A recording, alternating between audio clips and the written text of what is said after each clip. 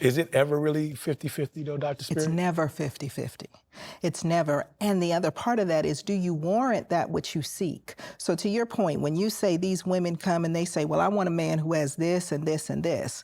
Well, what do you bring to the table that complements that, that is going to nurture that, that is going to grow, foster, and further develop that? But then also, do you understand what you're asking for? You say you want a doctor who's a surgeon. Do you recognize what that lifestyle really looks like? You love a man in uniform. You want a firefighter. Do you realize that he's going to be gone or she's going to be gone 4 days a week at the fire station? Are you really ready for that life? And so oftentimes we don't really have a real idea of what it is that we're asking for. And we're not prepared to step into those places to really grow and continue those relationships. They're fantasies. It's not reality. Good points. Jamal, with you, how important is finances in your relationships? Or is it nothing? Is it never mentioned, or is it something that you think about? I used to think about it. I used to think about it a lot. Now it's different. I mean, she's super finance. She's all, you know what I mean? That's what we talked about. But with me, I'm from the old school. Like I said, I'm 46, so I'm in the 90s. So the way I look at it is how my father raised me to be that man that takes care of the home and all that, be a provider and all that good stuff. But at the same time, it ain't all about us having a balance that she got to bring home the bread, because she might do more than I do in the household. So for the cooking, for the cleaning, for the loving, for the nurturing, for the taking my shit, it's just the same love without the paper. So it depends on how you look at it. 'Cause I got a lot of brothers a lot of friends that be looking for the Barbies and, you know, all that, and they come with nothing. Then I got a lot of friends who look for the old school women, or the old lady, or they old ladies, or whatever they call them, because they know they can get the nurturing, the money, the food, you know what I'm saying? The needies. Right, because it depends on what step and what age you are and where you at with it.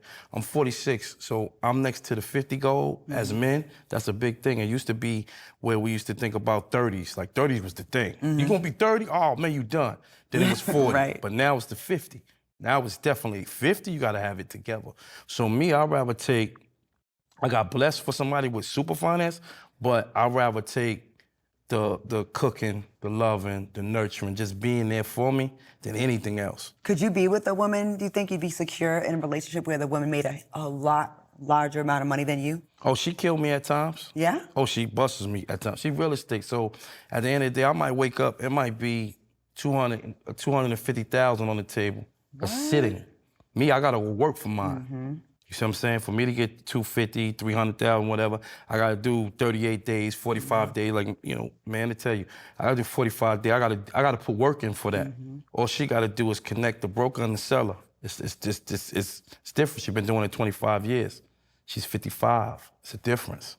You see what I'm saying? So our talks is more like, she feel like, look, you 46, I'm 55.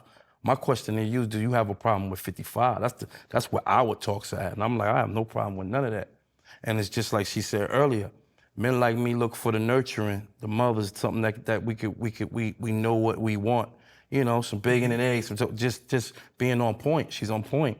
I wake up every Friday, my cleanest is done, my clothes is done, I don't have to say anything. She's already there before I can do it. And even if I try to put out what I could put out, she'd be like, nah, I'm good.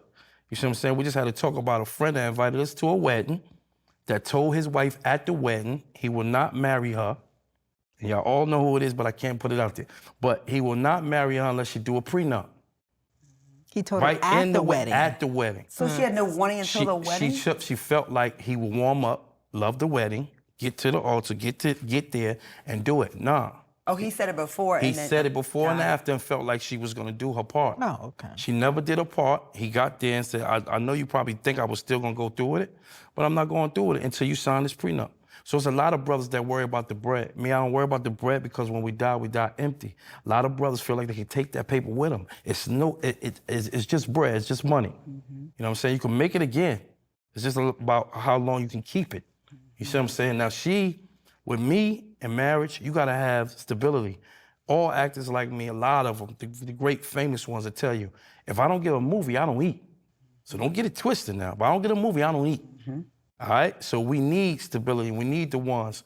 So with mine, she don't care about who's taking care of the household, whatever. You know, we don't go through those type of arguments. We just go through things like, how long are we gonna live? How long are we doing this? What's the next level? How to get better? How to teach me real estate? How to, you know what I mean? We have different talks, and that's where I learned that that's where you need to be at. You don't need to go home and be stressed out.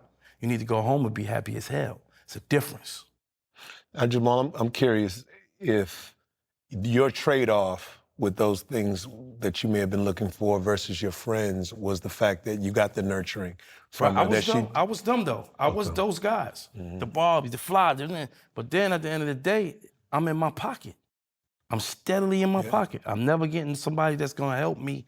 Or, you know, as a man, we don't like to ask anyway, especially from New York, but we don't ask. We just want you to do right. So if I'm going out and I'm buying Balenciagas and I'm buying all the frames and all the jewelry and all these things, and on my birthday you come back with a cooked meal and a card, and I just spent $4,500, there's gotta be a balance. You see what I'm saying? It's gotta be some kind of balance, because eventually we get tired of that. You see what I'm saying? So it has to be even. You dig?